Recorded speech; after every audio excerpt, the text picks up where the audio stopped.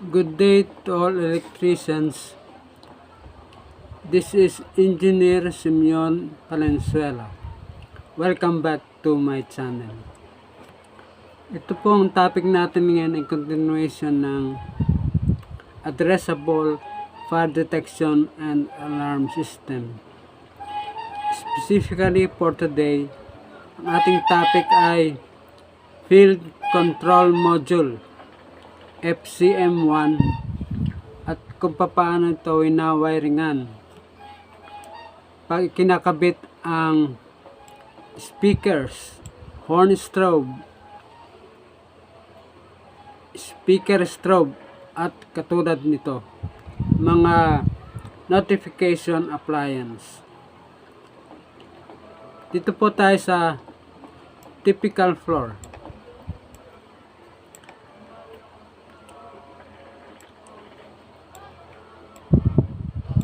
Dito po tayo sa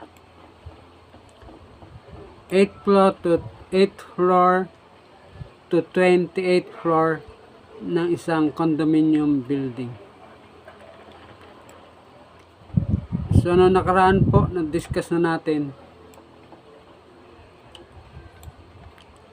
itong mga zone module.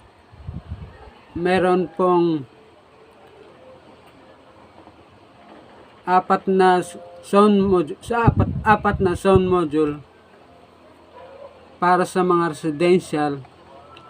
residential units at isang zone module para sa hallway ng condominium.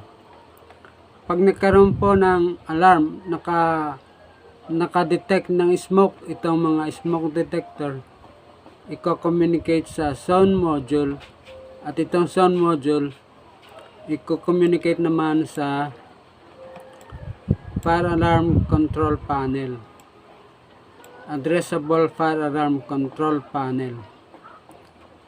Ngayon, pag na-confirm ng Fire Alarm Control Panel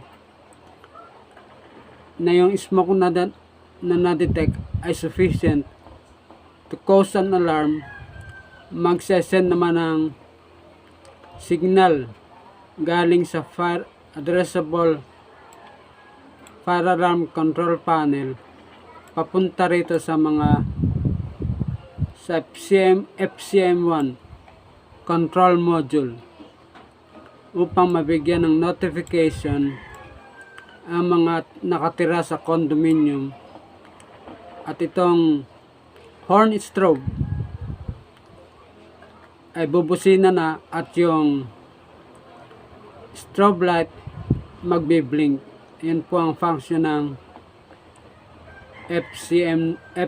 FCM-1 module.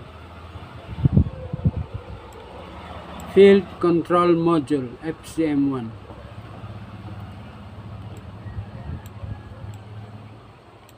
Ito pong ating discussion ay limited sa notifier brand. Tulad po ng nauna,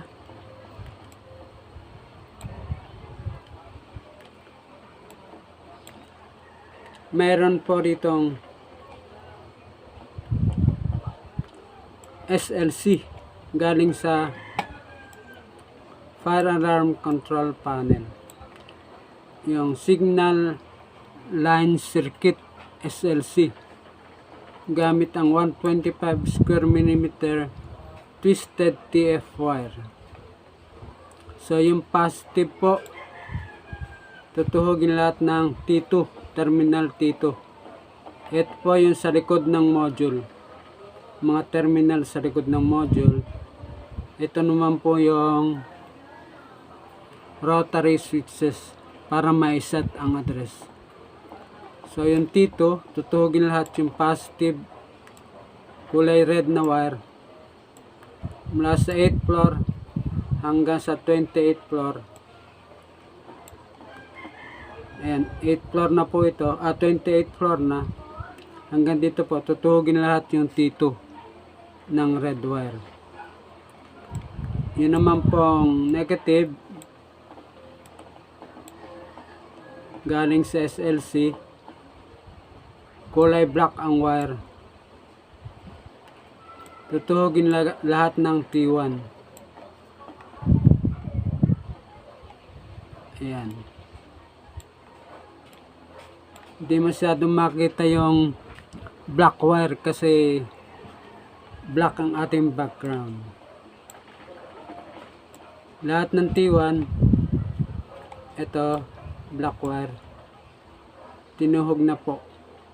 Terminal to terminal. From 8th floor to 28th floor. Dito po sa field control module, kailangan din natin ng 24 volts DC power supply. So galing dito sa fire alarm, intelligent fire alarm control panel, magkakaroon tayo ng dalawang 3.5 square millimeter type THSN na wire, stranded wire. Riser po ito. Isang black at isang red. So lahat po ng terminal T10 itatap natin sa red wire. At lahat ng terminal T11 itatap natin sa black wire. So yan po, 8th floor hanggang 28th floor. Nakatap yung T10 sa positive red wire na 3.5 square millimeter at yung T11 nakatap sa negative black wire.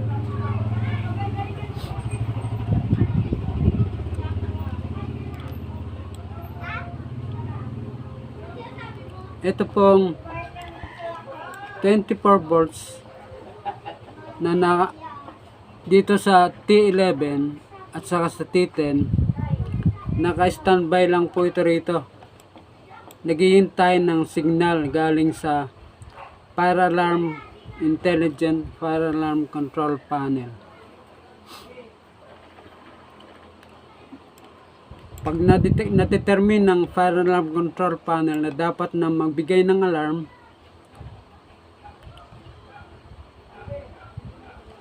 ang mangyayari, yung standby voltage dito sa T10 at saka T11 itatawid dito sa T6 at saka T7. Magkakaroon na po ng power mula sa T10 at saka T11 papunta rito sa T6 and 7. Itong T6 at saka T7 papunta na po ito sa horn strobe. Tatlo po ang horn strobe dito sa bawat floor.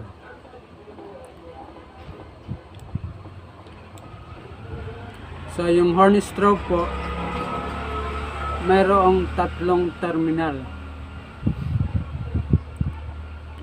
Itong horn, parang busina ng bus, at itong strobe light, kulay white na light, blinking white light. So ito pong positive, in dito sa gitna na terminal, out dito sa kanan. Ayan po. In dito sa gitna, out sa kanan. In sa gitna, out sa kanan. Sa dulo po ay magkakaroon ng end of line resistor.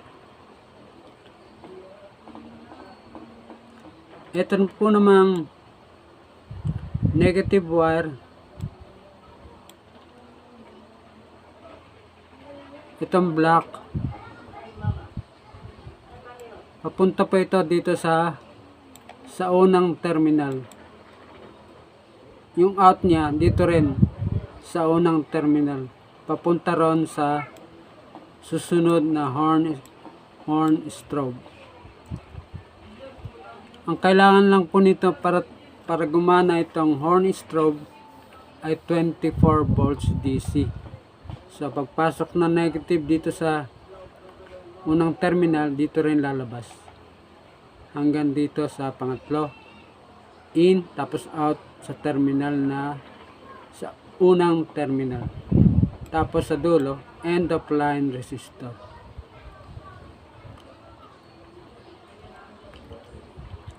Kailangan po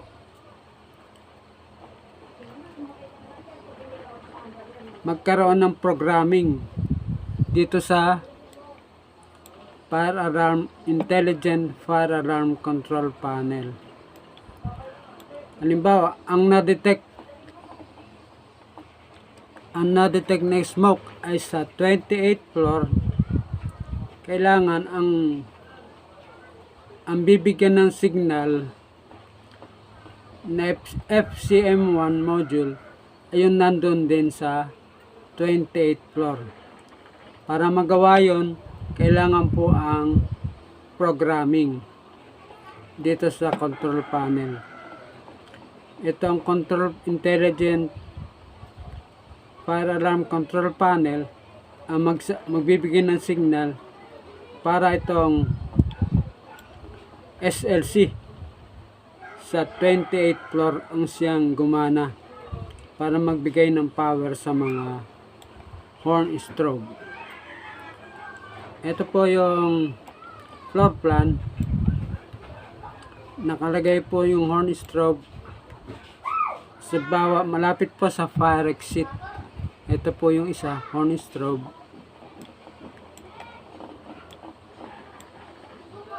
Ito yung pangalawa sa may fire exit. Pangatlo, nandito sa isa pang fire exit. So tatlo po yung fire exit, merong tatlong horn strobe.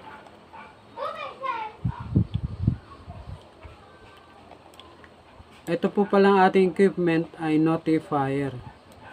Ang supplier ay YEQ Merchandising Incorporated sa Binondo, Manila.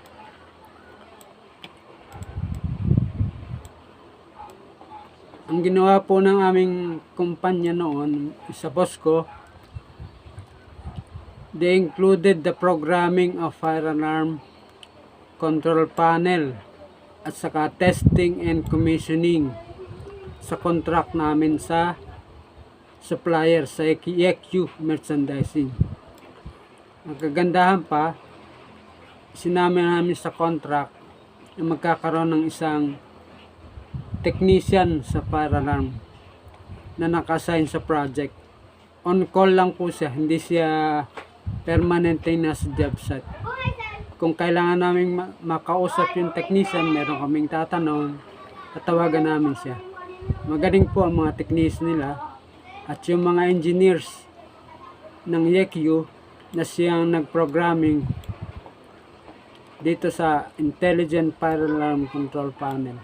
Magaling din po sila, lalo na sa testing and commissioning. Nabanggit ko lang po yun.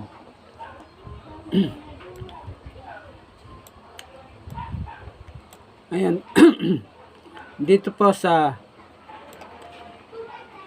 loop number 3. Loop number 3.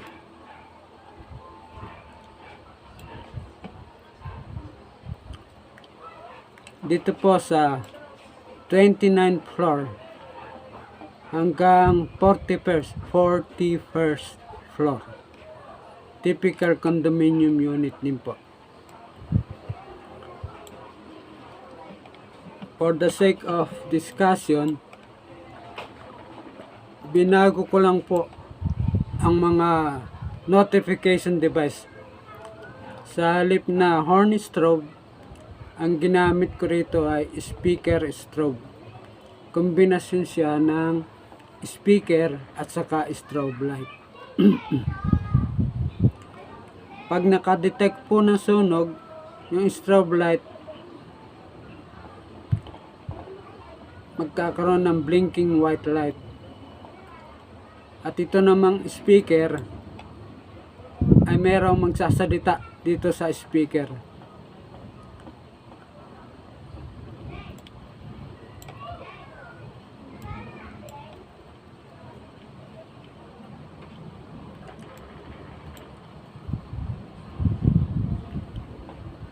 example po ng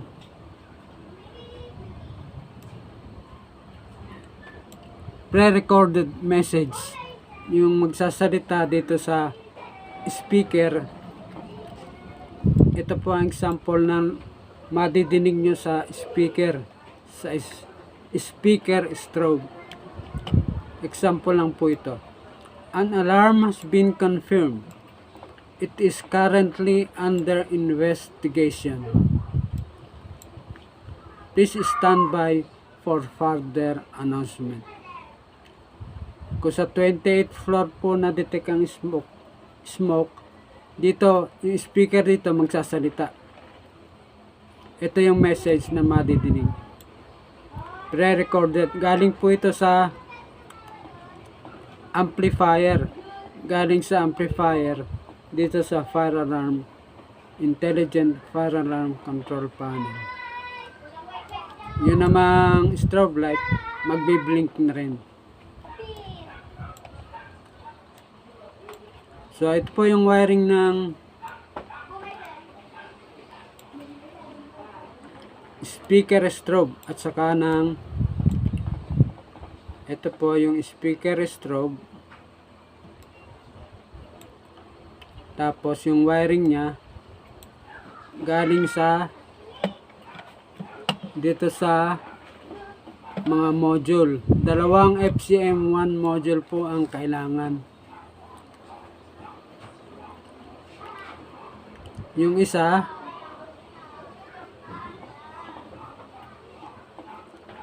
para sa input from amplifier. So yung sound galing sa amplifier, mayroon siyang kailangan niya ng isang module papunta rito sa speaker. Ito namang isa, input from power supply. Ito namang strobe light, ang kailangan dito ay 24 volts DC. Kaya dalawa po ang magiging module para sa isang speaker strobe. So yun po ang i-discuss natin. Unahin na po natin itong module para sa 24 volts DC. So yung SLC galing sa fire alarm pumunta sa T2. So lahat po ng terminal T2, ito po yung module para sa speaker, para sa sound. Yung SLC nya tinuhog na rin ng kulay red na wire.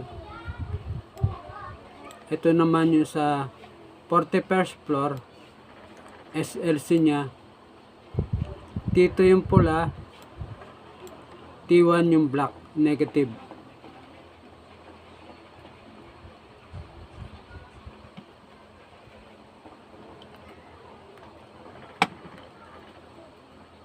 So yun po ang para sa SLC. Tutuhugin lahat ng T2 ng red wire galing sa SLC at yung lahat ng T wire at terminal T1 tutuhugin ng black wire na TF wire, twisted TF wire galing sa SLC ng fire alarm control panel. Ito naman pong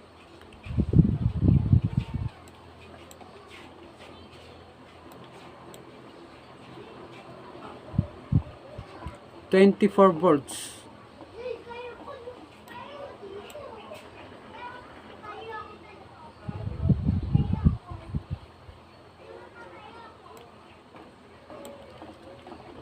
Ito po yung para sa strobe light, yung kailangan ng 24 volts.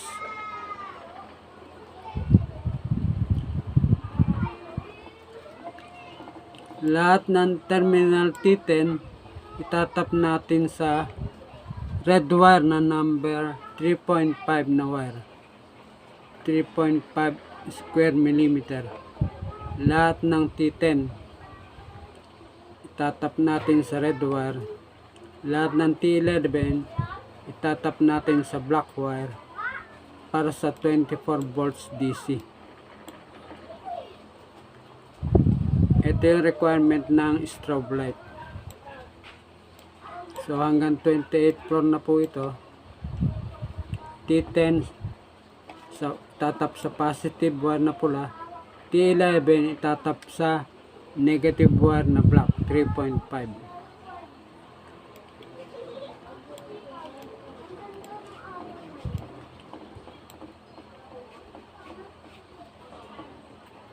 Ito naman po para sa sound.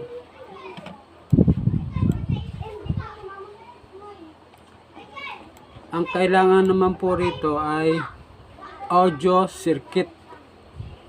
So hindi po 24 volts. Ang kailangan nito ang galing sa amplifier. Ang connection ng wire para sa audio circuit papunta sa speaker. Ang kailangan po nito ay lahat ng T10 tatap natin sa red wire, lahat ng T11 tatap natin sa black wire. Hindi lang po masyadong makita yung black wire. So ganun po.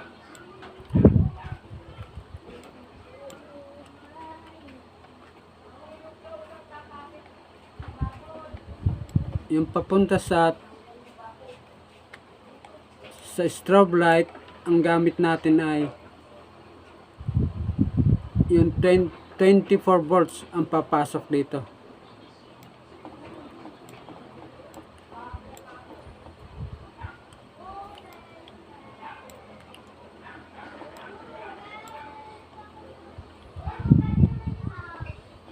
Hindi masyado makita yung black wire. Basta ang papasok rito sa strobe light ay 24 volts DC. Yung papasok dito sa speaker ay galing sa amplifier. Yun lang po ang dapat tandaan. Ito naman pong wiring diagram nito. Speaker strobe. Pag bumili kayo sa supplier ng speaker strobe, yung box nito may kasama ng wiring diagram na masusundan. Ito naman po, kung speaker lang ang ating gagamitin, sa halip na horn strobe or speaker strobe, ito naman po ay speaker lamang. So meron din pong module na FCM-1. So yung SLC, ganun din po ang connection mula sa fire alarm control panel.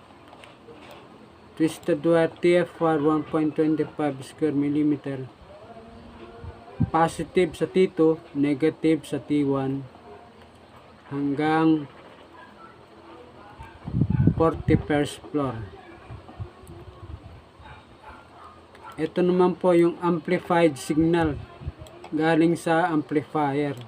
Pag speaker po ang kailangan ay galing sa amplifier, audio circuit galing sa amplifier dito sa fire alarm control panel.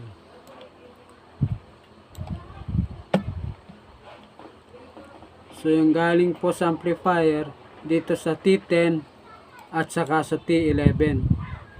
Pag nagkaroon ng signal, nakadetect ng smoke, yung signal magkakaroon na rin ng signal dito sa T6 and 7 papunta sa speaker. So ganun po kung speaker ang gagamitin natin. Hanggang dito na po lamang.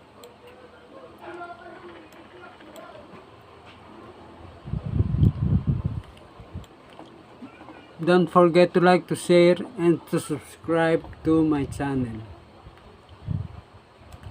To God be the glory. Thank you for watching.